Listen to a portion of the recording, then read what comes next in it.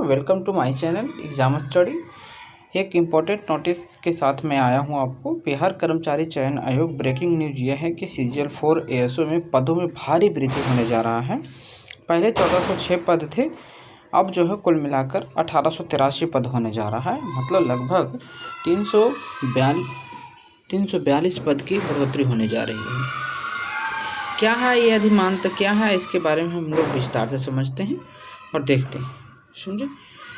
और इसमें एक और है कि EPC के साथ जो नाइंसाफ़ी ऐसा क्यों हुआ है। 25% कम नहीं होता है आरक्षण संविदा कर्मी के लिए। परीक्षा कैलेंडर जारी नहीं हुआ है, एग्ज़ाम कब होगा, इसके बारे में भी चर्चा करेंगे, ठीक है। और ये भी चर्चा करेंगे कि और अन्य पद के लिए इसका जो 342 पद जो ऐड हो रहा है उसका क्वालिफ़िकेशन क्या रखा गया है। देखिए, तो पहले क्या था ना कि पहले आपको मैं बता दूं, सहायक प्रशाखा पदाधिकारी का जो था 4149 ये पूर्व में स्वीकृत बल थे, ठीक है। और 232 इसमें बढ़ोतरी किया गया, नवसृजित कर दिया गया, ठीक है। अब बन गया 4361। तो अब तो देखिए यहाँ से भी कुछ 232 जो है 232 नहीं आएंगे, इसमें से कुछ पद ही आपको मिलेंगे, क्योंकि बहुत सारा पद जो है ना ये प्रमोशन के थ्रू आपको देखने को मिलता है, समझे। तो ये पूरा तो मिलेंगे नहीं आप हमें। चलिए दूसरा देखते हैं, प्रशाखा पदाधिकारी सब पे सब प्रमोशनल पद होता है, इसमें भी बढ़ोतरी किया गया है। तो देखिए यहाँ से कुछ लोग जो है ना उठ के इसमें आएंगे, तो यहाँ भी और सृजित होगा पद और खाली होगा। इसमें एग्जैक्ट फिगर क्या है कि आपको देखिए 342 पद जो 342 पद, सॉरी माफ़ कीजिएगा, 342 पद जो है इसमें ऐड होने की पूरा संभावना है कि BSSC CGL 4 में 342 पद फिर से शामिल किए जाएंगे। तो पदों की संख्या जो है पहले कितना था, तो पहले था 1064 और 342 को ऐड कर देंगे तो हमारे पास कितना हो जाएगा 1406। लगभग 1406 पद जो है ना, एग्जैक्ट जो है आप स्क्रीनशॉट लेके रख लीजिए। 1406 पद जो है आपको बढ़ोतरी होगी इसमें, एकदम कन्फर्म ये न्यूज़ है। 1406 पद मिलेंगे। अब देखिए इसमें हम ये आशा करेंगे कि EPC को देखिए क्या हुआ था पहले वाले में, जब वैकेंसी आया था, नोटिफिकेशन आया था, तो EPC की संख्या जो था इसमें 101 था, ठीक है।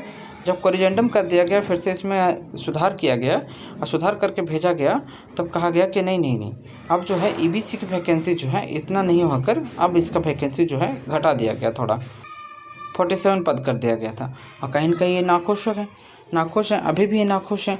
तो ये देखिए अभी तो आचार संहिता लगा हुआ है, तो इसमें कुछ किया नहीं जा सकता है ना। लेकिन क्या है कि हम आशा करते हैं कि 342 जो पद ऐड होने वाला है इसमें इन लोगों को कुछ ना कुछ राहत मिलना चाहिए, ठीक है। इनका पद सारा का सारा हुआ क्या है जो कम किया गया, तो सारा का सारा पद ले कौन गया, तो ले गया अनुसूचित जाति SC वाले लोग गए, SC वाले लोग ले चले गए इसका पद। ऐसा हुआ क्यों? ऐसा होने के कारण मैं समझाता हूँ आपको पता है कि 2014 में नीतीश कुमार के जो आरक्षण नीति था उसमें क्या था, बदलाव किया गया था। ताती तत्वा को EBC से उठाकर SC में कर दिया गया था, ठीक है। तो उस समय 2014 में जब SC में कर दिया गया था तो SC के कुछ सीट कम गए होंगे, कन्फर्म है। और उस समय जो है EBC की सीट बढ़ोतरी हो होगा, तो बहुत सारे लोग सिलेक्शन लिए थे EBC से भी, और जो ताती तत्वा के जाति के थे वो SC से सिलेक्शन लिए। अब देखिए जिनका एज नहीं हो रहा था ताती तत्वा का लोग को EBC में, वो तो SC बन गए थे, तो उस समय तो सिलेक्शन हो गया। और 2024 में फाइनली सुप्रीम कोर्ट ने यह कह दिया कि ये जो है इस योग्य नहीं है, इसलिए इसे फिर से SC से उठाकर EBC में कर दिया जाए। अब देखिए जो वहाँ सिलेक्शन SC में लेके गए थे, यहाँ तो काउंट हो गए EBC में फिर से। अब जब रोस्टर बनने गया तो सारा के सारा EBC वाले वहाँ मिले, तो इनका सीट तो कम ही जाएगा, तो इसीलिए इनका सीट कम हुआ है, ठीक है। और SC वाले तो खाली हो गए थे, तो SC वाले की सीट बढ़ गया है। अब देखिए एक और हो सकता है कि देखिए आयोग का कहना होगा कि उस समय तो आपको मिला था ना EBC में लाभ।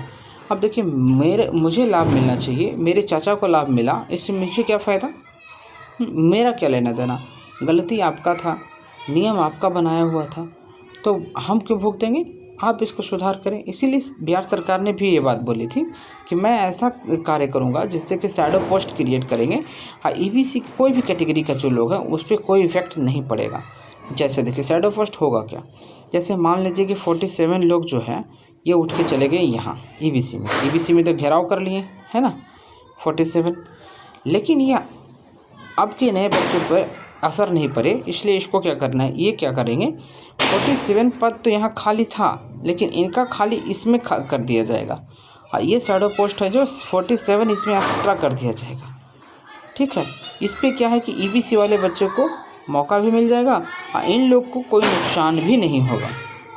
ये दूसरी बात देखिए, जो उस समय एज रिलैक्सेशन लेके वगैरह जो कम कटअप पे सेलेक्ट हो गए थे, ईबीसी के लोग ही ना, तत्व जाति तो ईबीसी थे उस समय। अब एससी भले ही बन गए थे कुछ क्षण के लिए, तो उनका क्या होगा, उनको क्या सरकार बाहर करेगी? नहीं करेगी, नहीं करेगी ना। तो यही नीति के कारण उन लोग सेलेक्ट हो गए। अब तो मज़ा मार रहे हैं ना। तो नुकसान देखिए अल्टीमेटली हुआ क्या है, ईबीसी वाले को लिए हुआ। ईबीसी के सभी स्टूडेंट को सोचना चाहिए कि इस तरह के जो व्यवहार है सरकार का, जिसकी वजह से अल्टीमेटली प्रभाव किसको पे पड़ा है, तो ईबीसी वाले पे, लोगों पे पड़ा है। तो ये इसका सुधार ईबीसी के नेता ही कर सकते हैं, उन्हीं लोग ने समझेंगे ये बात को। तो अपना अपना बात अपने नेता के पास पहुंचाना चाहिए हमारे विचार से, तब आपको कल्याण हो सकता है। मैं आशा ये भी करूँगा कि 342 जो पद आ रहा है, इसमें जो है ईबीसी के अच्छी खासी बढ़ोतरी मिले, ताकि ये कवर अप कर सकते हैं, क्योंकि इस तरह से इनके पास कंपटीशन बचता नहीं है। ये बेचारे करेंगे तो करेंगे क्या। तेज बच्चा जो है, जिन एज रिलैक्सेशन नहीं ले रखेंगे, वो तो अपना जाके जनरल से सिलेक्शन ले लेंगे, और जो एज रिलैक्सेशन ले लिया है, हाँ, उस तरह के बच्चों के लिए क्या होगा, वो तो कोई उपाय ही नहीं है। और मैं ये बता देता हूँ कि ईबीसी के बच्चे जो है ना, कि एज रिलैक्सेशन लेने के बाद, मतलब कि एक उम्र होने के बाद ही जनरल के साथ फ़ाइट करने योग्य बनता है, लेकिन फिर फाइट कर नहीं सकता है, क्योंकि कुछ ना कुछ ये रिलैक्सेशन ले लेते हैं, इसलिए नहीं कर सकते हैं, समझे। और आगे देखिए बताते हैं इसके बारे में। और देखिए ये जो 25% अधिमानता वाला अंक जो दिया गया है, कहा गया कि 25% दिया जाएगा इनको संविदा कर्मी को, ये आसान नहीं है।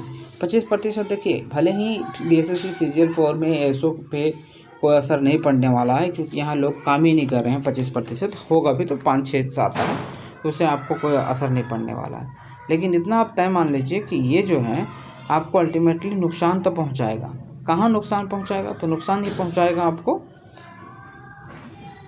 जहां आप 12th लेवल वाले में जाएंगे, वहां पहुंचाएगा। ये 30 देखिए बीपीएससी के द्वारा यदि देखा जाए तो ये जो है ना कि 33.1% हो जाता है, ना कि 25% है। ठीक है, अब 25% कह रहे हैं, लेकिन 75 का 25% करेंगे तो कितना होगा, और फिर 75 का 25% ये बोल रहे हैं, समझे। तो इनका निकालने का तरीका जो है, गणित, बिहार गणित में ऐसे भी आगे रहा है, इस तरह से गणित निकालते हैं कि और लोगों को लिए भी नुकसान हो जाता है। बोल तो दिए 25%, लेकिन 100 का 25% नहीं, 75 का 25%। तो भैया 75 का 25%, 100 का कितना प्रतिशत? 100 का 33.1% हो जाएगा। आप सोच लीजिए। तो इस तरह के इनका है। तो इसी के साथ मैं वीडियो को समाप्त करता हूँ। That's all, thank you for today, good bye.